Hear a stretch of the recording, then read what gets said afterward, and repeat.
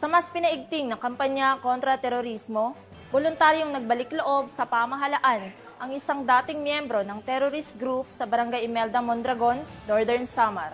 Patrolwoman Camberley Flores, ibalita mo.